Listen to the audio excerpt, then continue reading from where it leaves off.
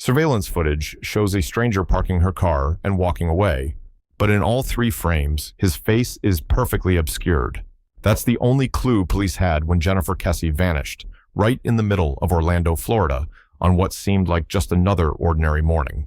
She was on her way to work. No signs of a struggle, no blood, no forced entry.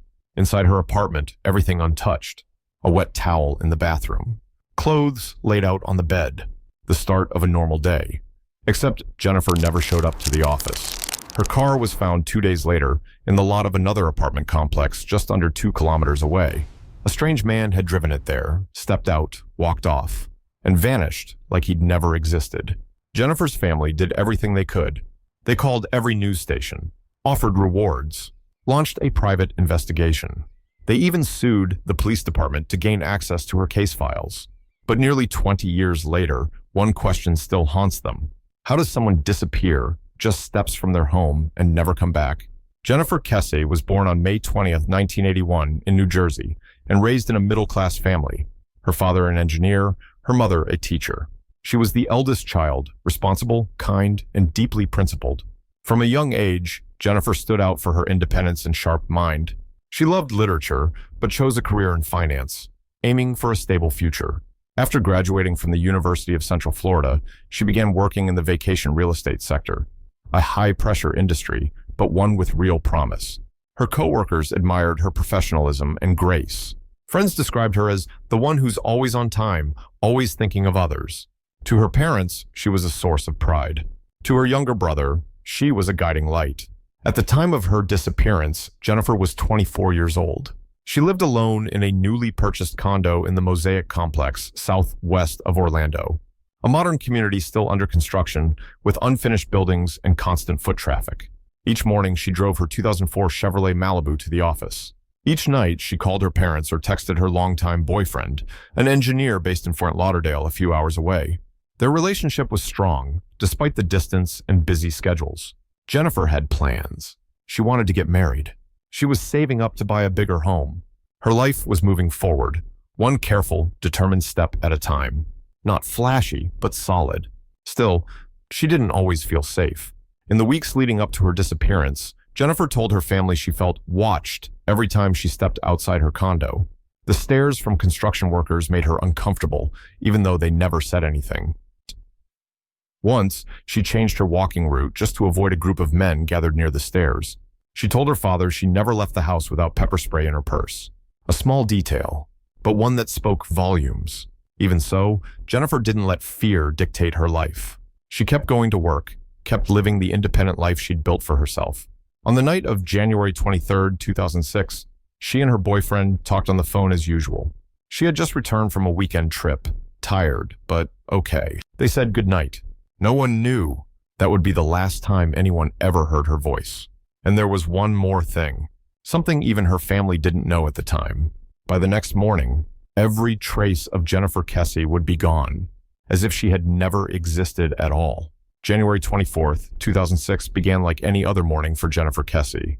She had just returned to Orlando after a weekend trip with her boyfriend, and it was Tuesday, a busy workday ahead. Jennifer usually woke around 6:15 a.m. She'd shower, pick out her clothes, sip some coffee, and head out by 7:30 to get to the office. But that morning, Jennifer never showed up for work. When she didn't call her boyfriend at her usual time, around 7 o'clock a.m., he found it odd, but didn't think too much of it. Not until Jennifer's office called her family later that morning, asking why she hadn't shown up and hadn't called in. That was completely out of character. Her parents immediately jumped in the car and drove nearly 3 hours from Tampa to Orlando. They arrived at her condo late that afternoon. No one answered the door. Using a spare key, they let themselves in, and inside, everything looked normal. A damp towel still hung in the bathroom. A shirt and skirt were neatly laid out on the bed, likely what she had planned to wear. Her makeup was untouched. The door showed no signs of forced entry. No blood, no sounds. Nothing appeared out of place, except for the fact that Jennifer wasn't there. Her phone, wallet, purse, and watch were all missing along with her. But one detail stuck with her father. The flip-flops she always wore in the morning were still beside the bed. The family began calling everyone, friends, coworkers, neighbors, her boyfriend. No one had seen her that morning. No one saw her leave. No one heard a thing. There were no witnesses. No cameras at the Mosaic complex, or if there were, no footage had been saved. By the time police were notified, it had been over 12 hours since Jennifer was last confirmed to be alive. And in investigations like this, time is the biggest enemy. That night, her family stayed in the apartment, taking turns calling her phone, hoping it would ring, hoping she'd walk through the door and say it was all just a misunderstanding. But the phone only rang to voicemail. Outside, the night settled over the quiet condo complex, a place that once symbolized independence for a young woman. Now, it was the starting point of one of Florida's most haunting missing persons cases. 2 days after Jennifer vanished, a resident at another apartment complex just 1.2 miles away called police. They'd seen a car left in the lot that looked eerily familiar after watching the news. That car was a black 2004 Chevrolet Malibu, Jennifer's. Police arrived to find the vehicle parked neatly, doors locked. No signs of forced entry. Inside were a few of Jennifer's belongings, CDs, some makeup, but no blood, no broken items, no evidence of a struggle. But something was off. The car was too clean, suspiciously clean for someone with a busy, single lifestyle. No fingerprints, no stray hairs, no lint, just one unidentified print on the rearview mirror and a small fiber on the driver's seat. Enough for forensics to analyze, but nowhere near enough to identify a suspect. The apartment complex where the car was found did have security cameras, but only a basic system that took still images every 3 seconds. No video, just photos. But those still images captured something chilling. A man parking Jennifer's car and walking away. 3 frames, 3 moments. And in all 3, his face was perfectly blocked by the bars of the iron fence, not shadowed, not blurred, blocked exactly, cleanly, as if someone knew where the cameras were and how to avoid them. The man wore light jeans, a white shirt, and a baseball cap. He stood roughly 5 to 10 to 6 feet tall. His walk was steady, unhurried, but there was nothing distinctive. No license plate, no clear ID, no usable evidence. The FBI was called in to analyze his gait using the limited footage. Their verdict? Inconclusive. The walk was too generic, too brief for identification software to work. Jennifer's family, when they saw the images, said something didn't feel right. This man wasn't panicking. He wasn't running or sneaking. He stepped out of the car like someone who had done it before. But who was he? Why leave the car there? And most of all, where was Jennifer? The investigation began expanding into new theories.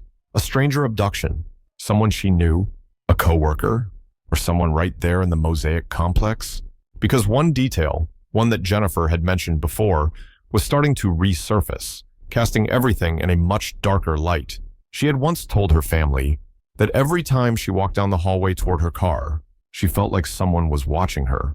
When Jennifer's family reviewed everything she had said before she disappeared, they began to see something they had previously overlooked. The small warnings, the subtle feelings of unease she had expressed, things no one thought would lead to something terrible. Jennifer had told her father she felt watched every time she left her apartment. The men working in her complex, mostly construction and maintenance workers, would stare at her, sometimes whistle. They didn't say anything explicit, but their eyes made her uncomfortable. Uncomfortable enough to change elevators. Uncomfortable enough to never leave the apartment after dark. And one crucial detail, the Mosaic complex was still under construction at the time. Many units were unoccupied. There were hidden corners, long hallways, staircases without security cameras.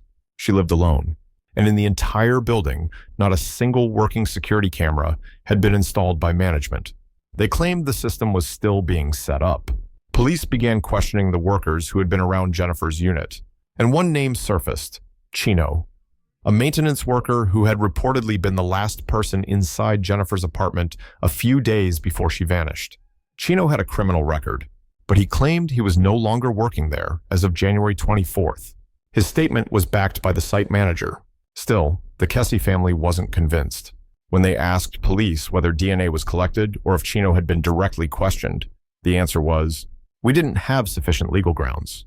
That was when the Kesse family began to realize things were being overlooked. Another troubling detail. There were no signs of forced entry into Jennifer's condo, but the main door had a master key lock, the kind used across all Mosaic apartments where maintenance staff may have had master access. No one knew exactly who had a copy of the master key. There were no clear logs showing who entered or exited Jennifer's unit that day. Some of the entry records were unrecoverable. In a missing persons case, the most obvious suspect is often a stranger. But what if the suspect wasn't a stranger at all?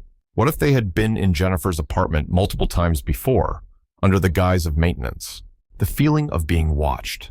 The blind hallway corners. The undisturbed apartment. All of it could have been coincidence. Or careful planning. And if it was planned, it didn't happen overnight. As days passed with no sign of Jennifer, her family began to feel something even worse than loss. Silence. Not from Jennifer, from the police.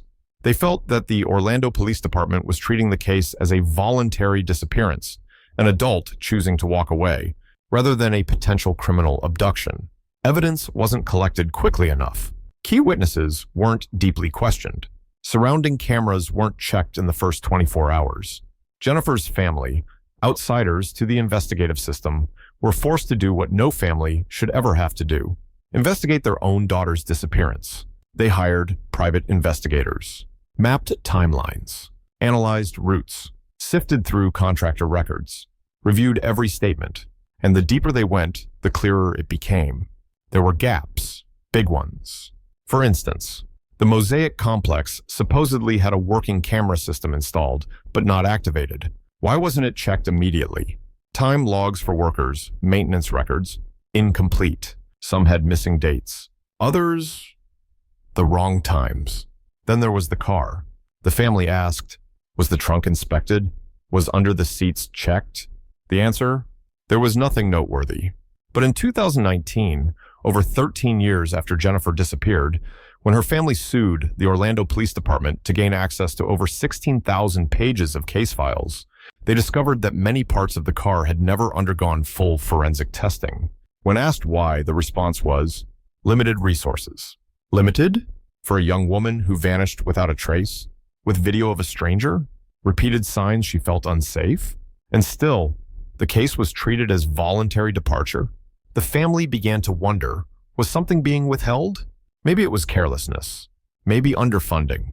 But maybe someone was protecting a weak link in the system. One more alarming detail. The visitor log for the Mosaic complex from that day went missing. No one knew who had it last. No copies, no photos, just gone.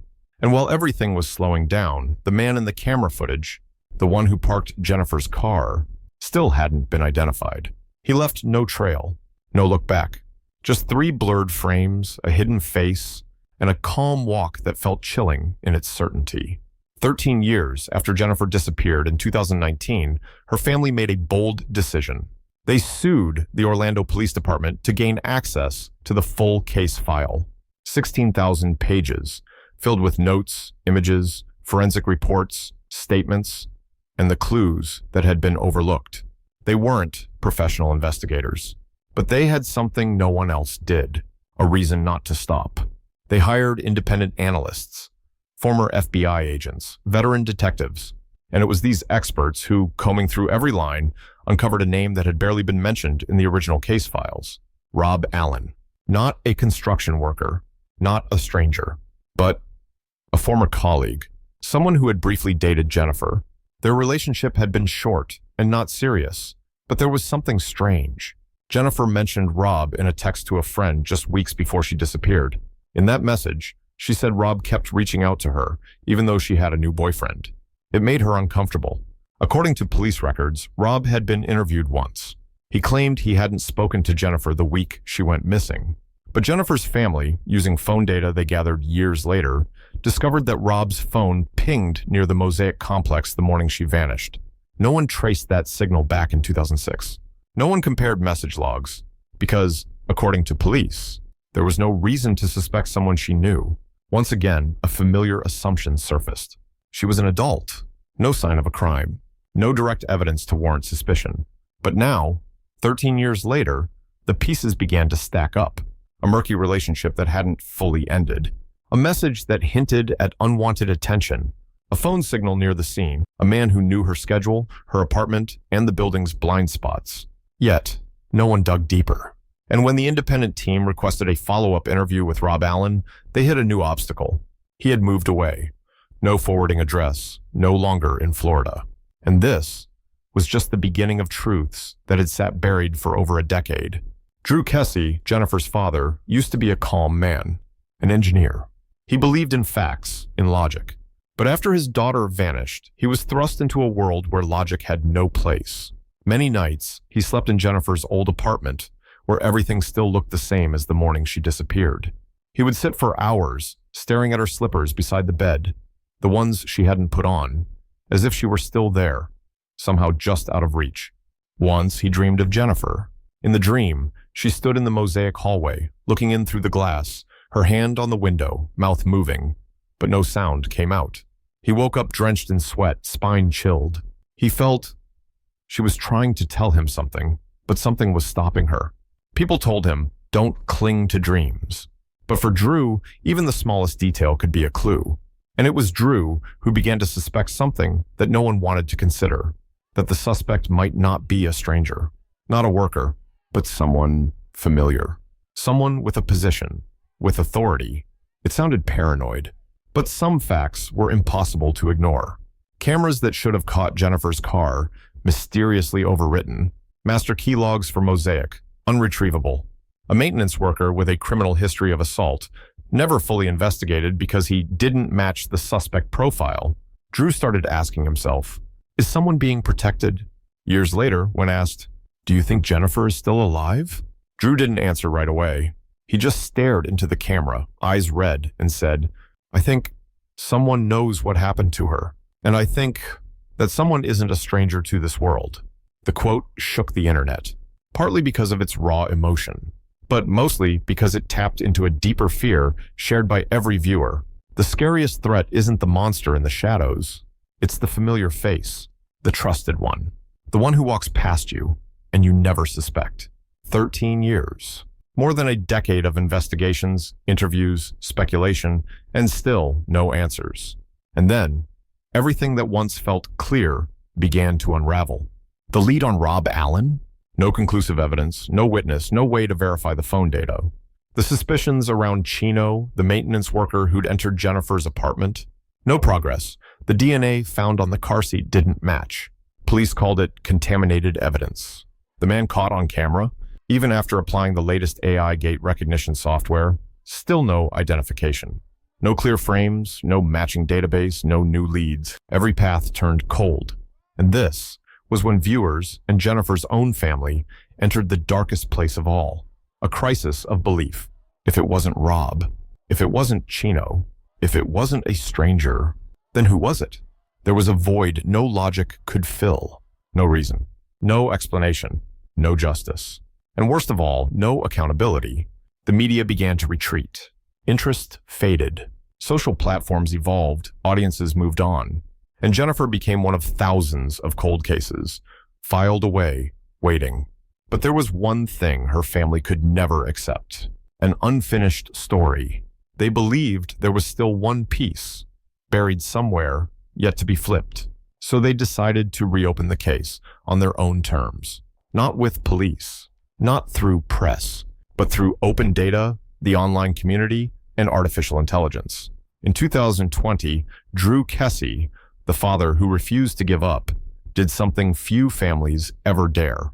He published the entire case file on the internet, over 16,000 pages, reports, photos, GPS logs, phone records, interviews, all uploaded to a simple website called jenniferkesse.com.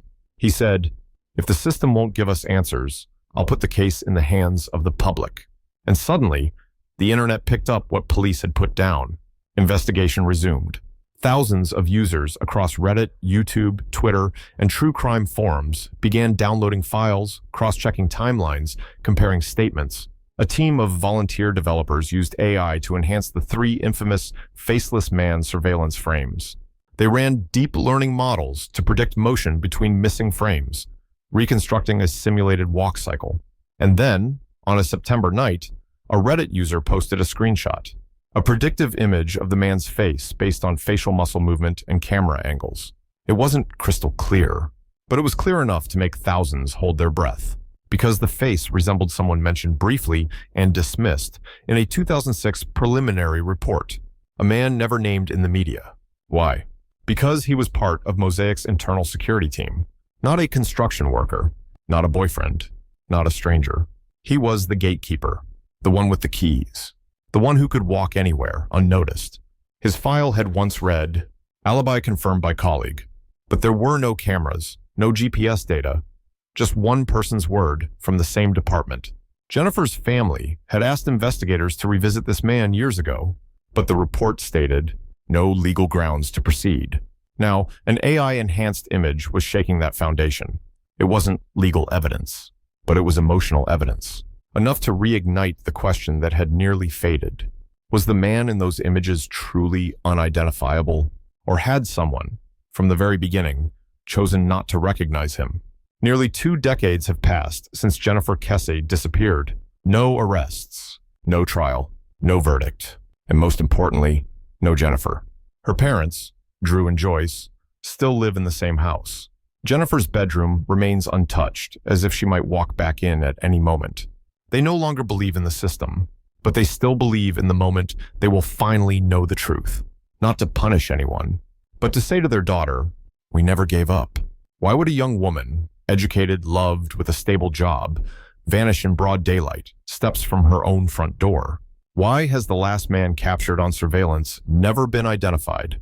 Why did crucial data disappear? Why were records withheld? Why was a potential suspect allowed to walk away as if he'd never existed? Maybe Jennifer left on her own. Maybe she was abducted. Maybe she's still alive. But maybe she became part of a cold system where every piece of data remains, except the truth. And there's one thing worse than being missing, being forgotten. We don't need someone to go to jail. We just need to know what happened to our daughter, Joyce Kesse. In the darkness of every unsolved case, there's always a small detail overlooked, a wrong decision repeated, a human being left behind. And in Jennifer Kesse's case, all of that happened at once.